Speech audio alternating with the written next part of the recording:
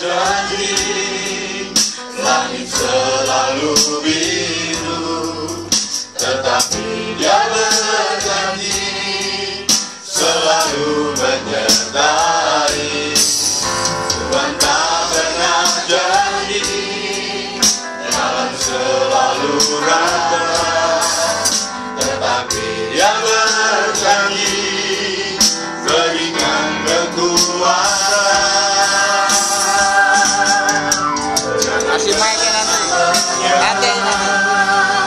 Jangan berputus asa, mujizat Tuhan ada saat hati menyembah. Jangan pernah menyerah, jangan berputus asa, mujizat Tuhan ada bagi yang setia percaya.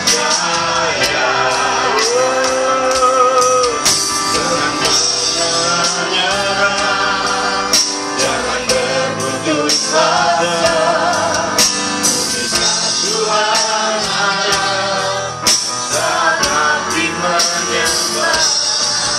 Jangan pernah menyerah, jangan berputus asa, mujizat Tuhan ada bagi yang setia dan percaya.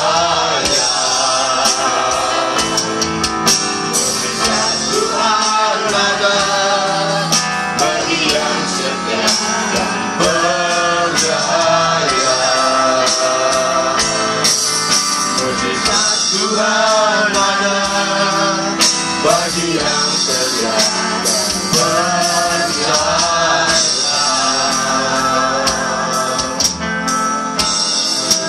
Haleluya.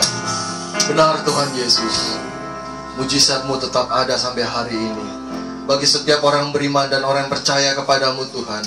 Oleh sebab itu Tuhan, kami merindukan kebenaran itu.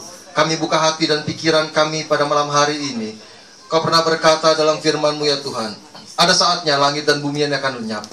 Tapi Tuhan juga pernah berkata bahwa firman-Nya tidak akan pernah lenyap. Bahkan firman itu tidak pernah kembali dengan sia-sia. Dan kami percaya Tuhan, benih firman itu kan jatuh di tanah hati yang baik. Dia boleh berakar, dia boleh bertumbuh, dan pada akhirnya benih itu akan berbuah. Hidup kami jadi berkat, hidup kami jadi kesaksian.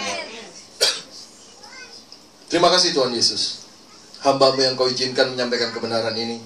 Biarlah hamba-Mu boleh menyampaikan dengan segala kerendahan hati untuk tidak mencuri hormat kemuliaan Allah. Karena kami tahu ya Tuhan, hormat dan kemuliaan harus kami kembalikan hanya bagi nama Yesus Kristus Tuhan saja. Terima kasih Tuhan Yesus, kami sambut firman yang indah, firman-Mu yang dahsyat ini hanya dalam satu nama yang ajaib, yaitu di dalam nama Tuhan Yesus Kristus Allah kami yang hidup. Haleluya, sama-sama kita katakan amin. Kita beri kemuliaan bagi Dia. Shalom Bapak Ibu Saudara kasih Tuhan, silakan duduk. Apanya? Shalom. Beri salam teman kiri kanan, katakan Yesus kita luar biasa. Yesus kita luar biasa. Yesus kita luar biasa. Siapa yang diberkati hari ini? Angkat tangan. Puji Tuhan, haleluya. Terima kasih untuk hamba Tuhan, rekan-rekan kita yang sudah mengambil bagian dalam pelayanan pujian penyembahan. Mereka sudah membawa kita masuk ke dalam hadirat Allah. Saya mau tanya, saudara diberkati oleh pelayanan teman-teman kita? Amin. Siapa yang diberkati? Sekali lagi angkat tangan. Oke, jangan turun dulu tangannya. Angkat, saya mau lihat yang diberkati oleh pelayanan teman-teman kita tadi. Sudah? Tepuk bahu tangan teman sebelahnya, katakan besok-besok lu yang di depan. Ya dong. Saya percaya persekutuan doa Horizon di tempat ini membutuhkan saudara. Amin. Jangan hanya bertumbuh dalam iman dan firman, tapi bertumbuhlah dalam pelayanan pekerjaan Tuhan. Amin. Amin. Orang yang melayani Dia bukan sebuah kemungkinan, tapi satu kepastian. Ada berkat luar biasa yang Tuhan siapkan. Amin. Puji Tuhan. Saya perkenalkan, nama saya John Lim. Saya dari Jakarta. Pelayanan saya memang lebih banyak di marketplace, saudara. Secara pribadi sih saya sangat percaya bahwa firman Allah yang kita pegang itu sangat berlaku dalam segala aspek kehidupan. Firman Allah berlaku dalam rumah tangga kita. Ada amin. Amin. Firman Allah berlaku buat karir dan bisnis kita juga. Amin. Dan tentunya dalam pelayanan ya. Mari kita buka kebenaran firman Tuhan di dalam Markus pasal 9. Buka Alkitab saudara. Markus pasal 9. Ayat 22 sampai dengan ayat 24. Kita akan baca bergantian saudaraku. Saya akan mulai baca ayat 22, nanti saudara ayat 23, tapi ayat 24 kita baca sama-sama. Saudara buka Alkitab baik dalam bentuk buku maupun dalam bentuk teknologi. Get. Ya, kalau saudara diberkati dengan teknologi canggih, saya harap saudara install aplikasi firman Tuhan dalamnya. Ya, jangan install game doang. Ya, puji Tuhan. Markus 9 ayat 22, dan seringkali roh itu menyeretnya ke dalam api ataupun ke dalam air untuk membinasakannya. Sebab itu, jika engkau dapat berbuat sesuatu, tolonglah kami dan kasihanilah kami. Silakan ayat 23. Jawab Yesus, katamu, jika engkau dapat, ada yang mustahil bagi orang yang percaya. Ayat 24 sama-sama dengan suara yang keras. 1, 2, 3. Segera ayah anak itu berteriak, aku percaya, tolonglah aku yang tidak percaya ini. Puji Tuhan. Saudara, ketika saudara baca ayat terakhir, aku percaya, tolonglah aku yang Tidak percaya. saudara menemukan sesuatu yang aneh. Ya. Satu sisi dia percaya, satu sisi dia nggak percaya. Tapi saudara mesti tahu kenapa ayah dari anak yang dirasuk roh bisu ini bisa ngomong seperti itu. Jadi anaknya ini memiliki satu penyakit, entah dari mana, dan kalau penyakitnya kumat itu jatuh ke dalam api dan ke dalam air. Kalau kita jadi orang tuanya saudara, anak kita seperti itu, perasaan kita gimana? Coba saya tanya. Sakit ya? Rasanya mendingan kita yang sakit daripada anak sakit, betul Pak ya? Betul. Tapi saudara bisa lihat, ayah dari seorang anak yang dirasuk roh bisu ini, ketika dia kumat, jatuh ke dalam api dan ke dalam air. Kita pernah tahu dulu waktu kita kecil-kecil, kalau misalnya kena benda panas, ya, kena api atau kena benda panas, setrika, pantangannya nggak boleh kena apa? Kena air. Kenapa Bu? Melepuh, gembung. Nah saudara bisa bayangkan model anak ini, udah jatuh ke dalam api, kecemplung lagi ke air. Modelnya gimana ya itu ya? Hah? Makanya ayah anak ini khawatir sekali. Lalu dia dengar bahwa di dalam nama Yesus ada kesembuhan. Dia bawa sama murid-murid Tuhan. Saya percaya murid-murid Yesus pada waktu itu mendoakan anak ini di dalam nama Yesus. Benar nggak? Ya. Kalau murid-muridnya berdoa pakai dalam nama Yesus nggak? So pasti. Pertanyaan saya selanjutnya, sembuh nggak? Enggak. Hah? Enggak. Enggak sembuh. Saudara, udah pakai nama Yesus, tapi pada waktu itu tidak terjadi apa-apa. Sebagai orang tuanya gimana ya? Loh, udah dibawa sama murid-murid Tuhan dalam nama Yesus, kok nggak sembuh? Jangan-jangan kurang sakti. Tapi orang tuanya ini, saya lihat ayahnya ini berpikir simpel, sangat simpel. Kalau muridnya nggak bisa, cari siapa? Yesus. Cari gurunya, gitu ya. Pasti gurunya lebih top tier, lebih mantap ini. Dia cari Yesus, ketemu. Makanya dia bilang begini.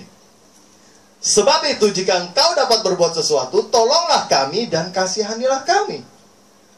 Yesus bilang apa? Yesus bilang begini. Kalau saya terjemahkan, saya translate dalam bahasa Jakarta, kata orang. Bahasa Jakarta sehari-hari. Itu simple. Apa lu bilang? Kalau gua dapat, kan gitu kan? Tidak ada yang mustahil bagi orang yang percaya. Makanya ayah anak ini teriak, aku percaya, tapi tolong aku udah gak percaya. Kenapa? Karena murid-muridnya telah mendoakan sebelumnya, tapi tidak terjadi kesembuhan. Dan pada waktu Yesus mendoakan anak ini, sembuh gak? Sembuh gak? Sembuh. Siapa yang menyembuhkan? Tuhan. Bukan hanya Tuhan Yesus, tapi iman dari orang tua itu. Bagaimana dia menarik kuasa Tuhan? Nah saudara, frase yang terakhir dikatakan, aku percaya, tolonglah aku yang tidak percaya. Itu saya jadikan tema kita pada malam hari ini. Temanya bunyinya, percaya ketika tidak percaya. Bilang sama teman kiri kanannya begini, dengan ekspresi wajah gini, lu percaya nggak percaya? Percayalah. Gitu. Lu percaya nggak percaya? Lu nggak percaya? Percayalah. Iya. Saya mau bilang, satu saat saudara dihantar kepada situasi ketidakpercayaan. Benar. Saya nggak tahu saudara sedang mengalami atau pernah mengalami atau akan mengalami. Di mana kita sudah mengiring Tuhan sekian lama. Ada masalah, problem, persoalan dalam hidup kita. Yang hari itu kita dihantar pada situasi yang sama. Seolah-olah kita mengalami situasi ketidakpercayaan seperti ayah anak ini. Nggak tahu, saudara pernah mengalami nggak? kayaknya persoalannya gede banget. Gak selesai. Padahal udah doanya pakai nama Yesus, tapi kok persoalan gak selesai. Kenapa? Kok dihantar pada situasi ketidakpercayaan? Nah, saudara yang dikasih Tuhan, saya mencatat di sini ada beberapa hal, ya, 6 hal yang mengantar saudara dan saya pada situasi ketidakpercayaan. Ya. Suatu saat kita akan mengalami salah satu dari ke-6 hal ini. Yang pertama, kenapa orang tidak percaya kepada Tuhan? Karena memang dalam konsep berpikirnya dia bilang Tuhan itu nggak ada. Itu yang pertama. Ya kalau Tuhan nggak ada, mau percaya Tuhan gimana? Ya, di beberapa negara bagian sana yang masih mengandung pemahaman ateis dan komunis, ini masih berlaku. Tuhan nggak ada. Yang kedua, kenapa orang tidak percaya? Karena dia bilang Tuhan nggak mampu. Ah, masa sih? Bisa nggak ya? Bisa nggak ya Tuhan menyelesaikan masalah saya? Yesus mampu nggak ya? Nah, ya kan? Kita mulai bimbang, kita mulai nggak percaya. Yang ketiga, bukan masalah Tuhan tidak mampu, tapi mereka bertanya, apakah Tuhan mau melakukannya? Jangan-jangan Tuhan tidak mau melakukannya bagiku. Nanti kita lihat satu-satu.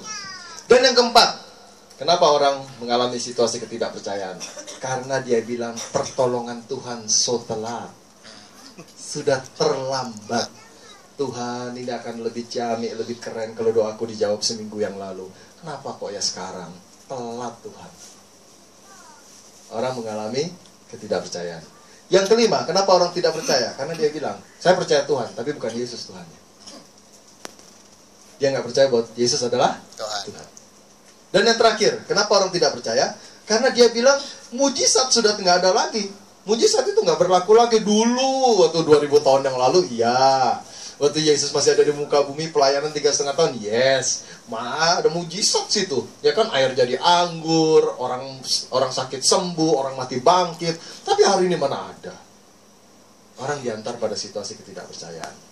Coba kita lihat satu-satu, saudara. Mudah-mudahan ketika kita belajar hal ini, kita bisa introspeksi diri. Tuhan, Roh Kudus, terima kasih. Hari ini saya ada dalam situasi seperti itu. Dan kita lihat jawaban dari firman. Yang pertama, situasi ketidakpercayaan karena dia bilang Tuhan tidak ada. Di suratan Mazmur yang ditulis oleh Daud, Mazmur 10 ayat 4, kata orang fasik dengan batang hidungnya ke atas. Dia bilang apa? Allah tidak akan menuntut, terus tidak ada Allah. Itu seluruh pikirannya. Satu lagi, Mazmur 14 ayat 1. Untuk pemimpin biduan dari Daud, orang bebal berkata dalam hatinya, tidak ada Allah, Tuhan itu nggak ada. Busuk dan jijik perbuatan mereka, tidak ada yang berbuat baik. Nah, ini cara berpikirnya orang-orang ateis yang nggak percaya Tuhan. Bahkan saudaraku, mereka udah mulai mengajarkan anaknya dengan pola seperti ini. Ya, disuruh tutup mata anaknya, coba kamu kalau ya Tuhan itu ada. Coba bilang, Tuhan saya minta pensil. Anaknya bilang, Tuhan saya minta pensil. Coba buka matanya, ada nggak pensilnya? Nah, ada kan? Nah, sekarang coba minta sama papa. Ya, bapaknya udah siapin pensil di belakang. Pak, saya minta pensil. Pak, saya minta pensil, dikasih. Nah, sekarang yang ada Tuhan atau papa. Itu mulai ditanamkan dari kecil. Saudaraku yang dikasih Tuhan, hati-hati kita di dalam mendidik anak kita dari kecil. Ya. Banyak orang tidak mengerti hal ini. Ketika anaknya minta ini, minta itu, langsung dikasih. Saya tidak melarang, itu hak saudara. Tetapi alangkah baiknya, kalau anak saudara minta sesuatu, tanamkan bahwa Tuhan itu ada. Caranya gimana?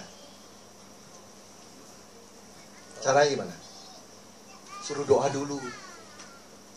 Anak saya yang paling kecil, namanya si Brian. Ya, saya nggak bisa bawa, anak saya ada 3. Yang nomor 1 sedang menyelesaikan kuliah S2-nya, yang nomor 2 masih kuliah, yang nomor 3 bonus dari Tuhan, si Bontot. Selisih nomor 2 dengan nomor 3 cukup jauh, 10 tahun. Hari ini saya datang dengan istri. Ya, si kecil itu pada waktu itu bilang begini, Mami, kok Cici handphonenya canggih ya, udah Android. Ya waktu itu dia dapat handphone bekas, karena waktu itu masih kecil, dapat dari cicinya, yang udah bekas kasih ke dia. Jangan dikasih yang canggih-canggih dulu, nanti cepat rusak. Nah, tapi dia bilang,